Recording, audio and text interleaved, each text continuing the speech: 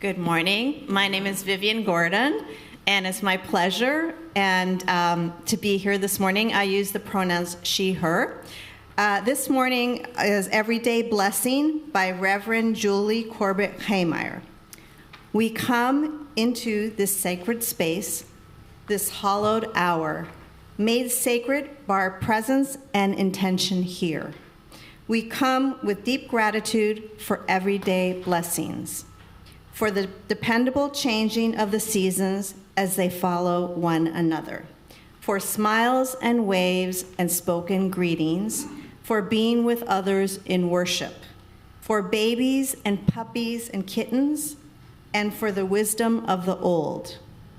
Everyday blessings that sustain us every day.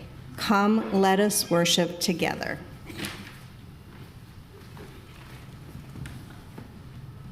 This is a poem titled Gratitude by Mary Oliver.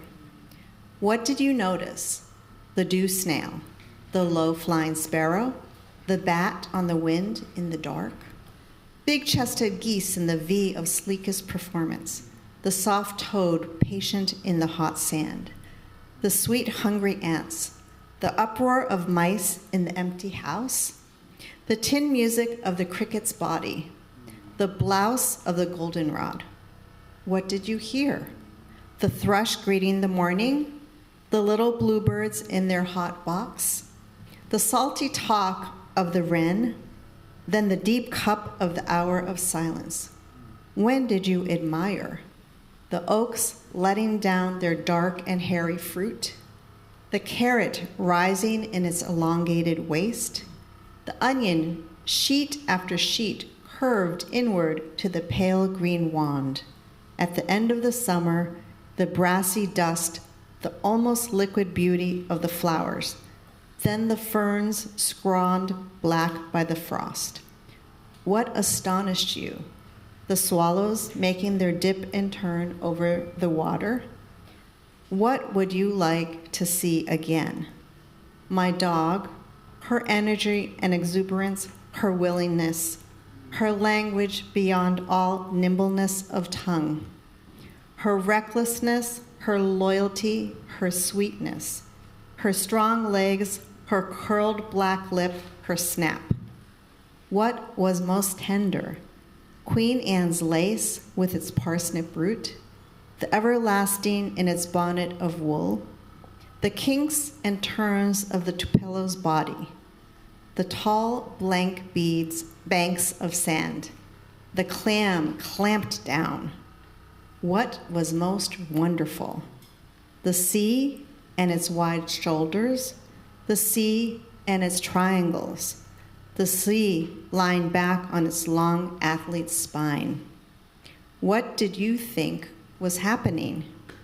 The green beast of the hummingbird, the eye of the pond, the wet face of the lily, the bright puckered knee of the broken oak, the red tulip of the fox's mouth, the upswing, the downpour, the frayed sleeve of the first snow. So the gods shake us from our sleep. Thank you. Does that resonate with anybody? Yeah. So many of us know how to show up for others, how to care and contribute, worry, respond, and mobilize to create joy for others. But our own joy, that often becomes secondary, optional, or it's something we must earn, a treat rather than a way of life.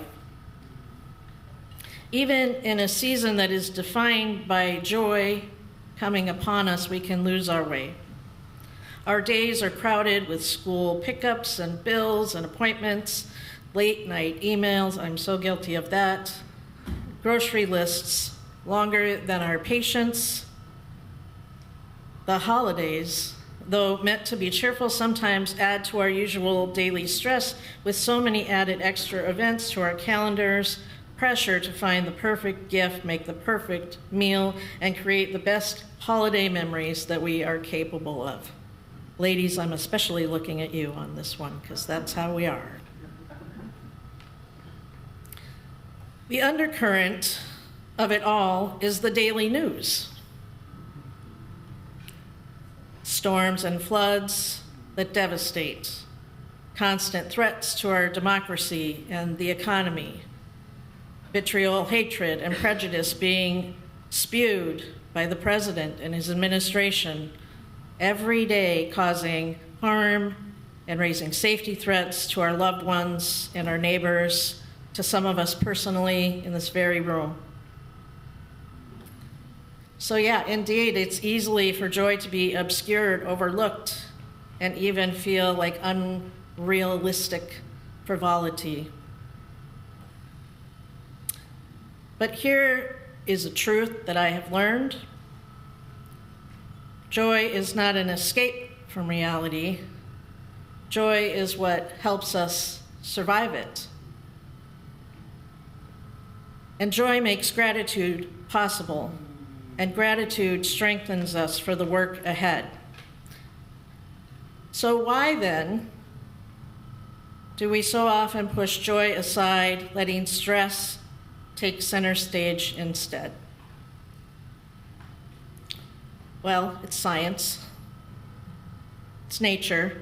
We do it because in times of stress, our brain defaults to what is wrong. Arthur C. Brooks is a Harvard professor and best-selling author on the subject of happiness, and he reminds us that our negativity bias is an evolutionary inheritance that helped our ancestors to notice when it was dangerous and to run. So it's useful, right, to notice these stressful things. We are literally lizard brain wired to pay attention to them. And it was really useful then when there were saber-toothed tigers chasing us and who knows what else going on, threatening people's daily lives in a physical sense much more than ours are usually threatened now. So it was useful then. But now, sometimes it's useful, but most of the time it just feels exhausting. And this is the reason, this lizard brain negativity bias in our brains, this is the reason why one harsh comment can mean so much more to us than 5 compliments, or why we often even push compliments aside. It's why we can have a perfectly good day ruined by one small thing. It's why we read the news and think that everything is falling apart. Negativity, of course, is natural. It's part of the world that we live in, and it is what our brains are responding to, and it's going to happen no matter what. Joy, on the other hand, happens too every day, but we have to work harder to cultivate it. We have to learn to notice it. We have to practice receiving it with grace. Many of you told me you liked this fall little number I got on this morning. And I want to say I was graceful in receiving it, but I also did it, I'm realizing as I'm standing up here, I always did a very Midwestern thing, which is to take that compliment and bring it down a couple of notches so as to not seem so full of myself. And I said, it's like I devalued it. Wow, that looks great on you. And what did I say? Those of you that heard me that said this to me, oh yeah, I got it at a thrift store. As if it was nothing, right? How many of you are guilty of doing this? You deflate the compliment. I just did it like 5 times this morning. So for those of you that said that to me, let me, as I'm up here realizing that I did that, say, thank you, I love it too. Right? We need to make room for joy, not dismiss it, not devalue it. So this raises question, where is joy, right? How do we find it? And why does it slip away so fast? Here I experienced it just this morning and I tried to shoo it away. but I recognized it because I've been practicing this. And I'll say this, that I didn't always know joy as well as I do right now. For much of my life, joy was a luxury. I was a single parent. Joy was a luxury, an occasion, a seasonal platitude, earned after a hard period of work, right? Earned. Something changed for me. The turning point came when I was working as the food service director at Camp Unistar in 2014 for the summer. This is a UU family camp, similar to what you have here, I think, at Camp Sylvester a couple times a year, except that Camp Unistar is on an island in Minnesota. It's on an island in the middle of a lake, in Cass Lake. By the way, Camp Unistar is on Star Island, which I think I'm getting this right, is the only, there's an island, or there's a lake on the island. And I think it's the only island with a spring-filled lake in a lake that's fed by the Mississippi River in northern Minnesota, in the United States. Something like that. It's like, I think I got it. There is a lake on the island in the lake. It's beautiful there. It's absolutely beautiful. But many of the characteristics of working at a rustic camp for the entire summer challenged my city girl sensibilities. Nature is an absolute flippin' nuisance. Some of you might relate to that. Some of you might be more tree-huggy than me, but some of you might relate. Mosquitoes and ticks were a daily threat. Chipmunks would get in the kitchen several times a week and have to be chased out, and they're fast. There was a constant battle of keeping the raccoons out of the trash. By the way, has anybody ever heard adolescent raccoons screaming in the middle of the night? Yes. I was pretty sure somebody was being murdered in the woods, only to find out that it was raccoons. And then there were the mice. The mice that shared my cabin. I hate mice. I really, really hate mice. They made my time, they're very stressful. So in spite of all that scenery and wonderful companionship, it was very stressful for me to be there. Mice. Then one morning something happened that changed me. I woke very early with a full bladder, per usual. Now, I usually kept my eyes shut when I was going to the bathroom in the wee hours because I knew that these little roommates of mine might be present, and I did not want to see them because that would mean stress. So out of sight, out of mind. So I'm rushing to the bathroom with my eyes half closed. I have a bathroom in my cabin. Making my way, and I come out of the bathroom and come back to my room, eyes still closed, and but coming through the veil of my eyelids is this color and luminous light just penetrating through my eyelids with the most vibrant hues that I could not ignore. Nature was calling.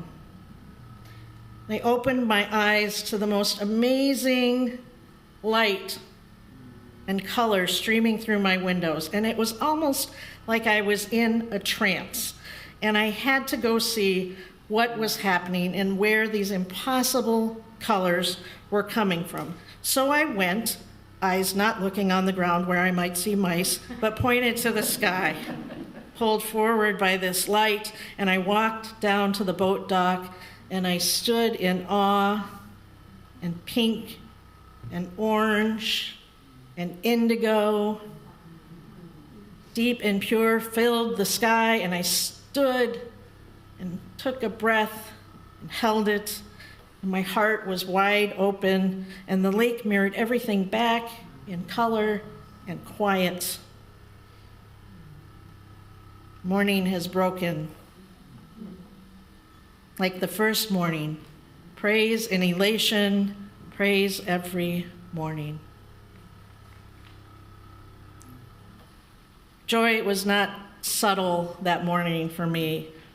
It wrapped itself around me and demanded that I notice. And it felt like peace, and it felt like relief, and it felt like fully being alive to a part of myself that I didn't always let myself have. So a few months later, I returned home, and still half asleep on my way to the bus stop one morning, it happened again. The same colors, the same sky, the same awe, just framed by rooftops instead of water.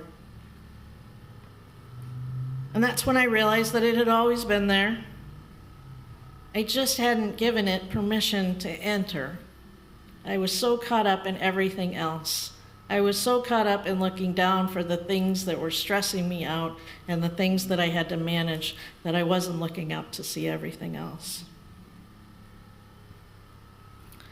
John Calvin, who we could have lots of criticism of, but we're not gonna with this quote. He once wrote, "There is not one blade of grass. There is no color in this world that is not intended to make us rejoice."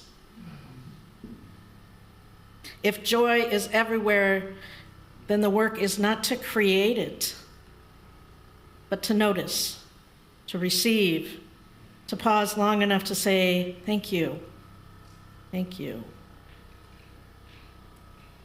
That's what Mary Oliver points out to us in that poem that Vivian read, holding up ordinary things and asking, what did you notice? What did you hear? What made you happy? Her poem is not just a reflection, it's a practice and an invitation to list the small joys of our life. It's a doorway to gratitude. Her poetry, as it so often does, reminds us that we don't have to wait for something out of the ordinary to come along to astonish us, because her poetry is always pointing out how astonishing the ordinary is. So let's practice that a little bit right now. So take a deep breath. And gently look around, or if you want to close your eyes and look within, that's okay too. And think about, what is one thing in this room that brings you a spark of joy, even a small one?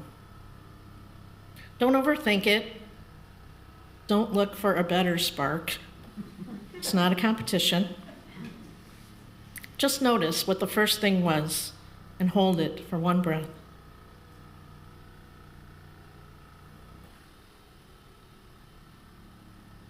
Next, notice how that joyful spark feels in your body. Where does it bring you joy? And maybe even notice where you have joy in your body. We're so good at noticing the things that make us uncomfortable, but maybe there's something that's giving you comfort today. It's sweater weather. We all love that. Maybe it's the comfort of these chairs, the warmth of this room, your feet on the ground. Just notice. And finally, think of something from this last week that brought you joy, however tiny it was. And maybe you even rushed by it in the moment, but recall that moment. Was it a good piece of bread, or a funny meme, or a shared glance, or extra sleep? Just hold that. But now I want you to share it. I want you to turn next to somebody. I don't want you to comment back and forth and have a conversation. I just want you to tell the person next to you some little thing that brought you joy this week. Go ahead.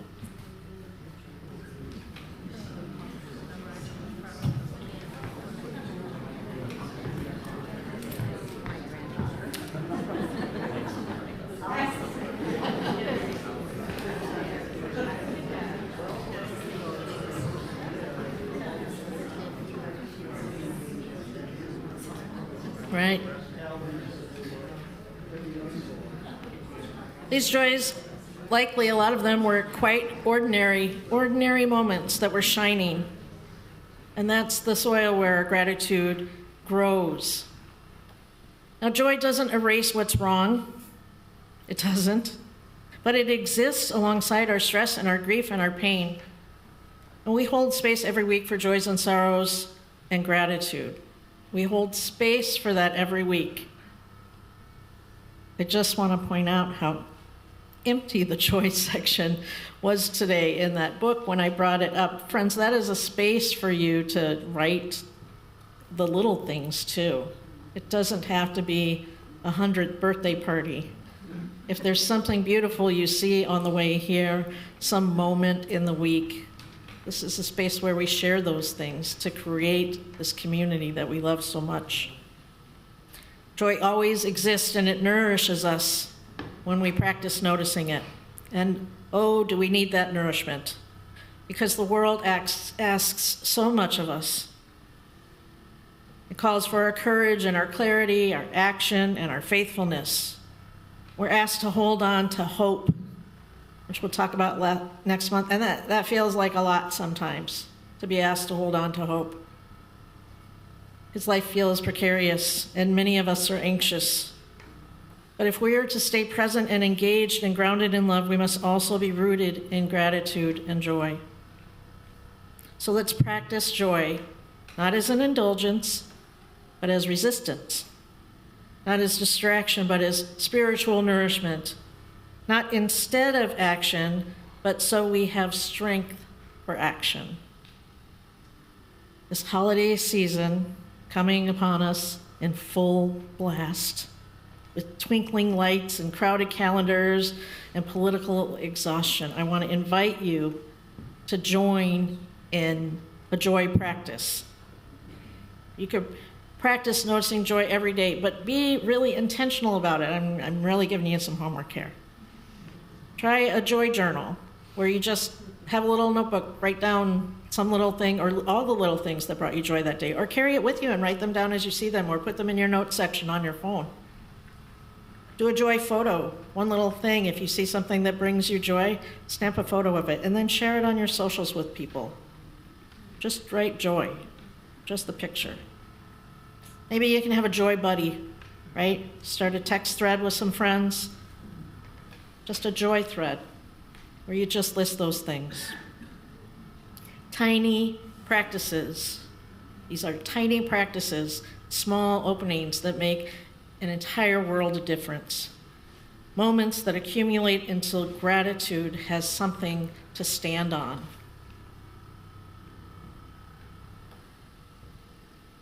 Beloveds, may we open our eyes wide to the small mercies of the day. A warm mug, child's laugh, morning light through the clouds, cinnamon in the air, a song you forgot you loved. May joy surprise you. May it interrupt you.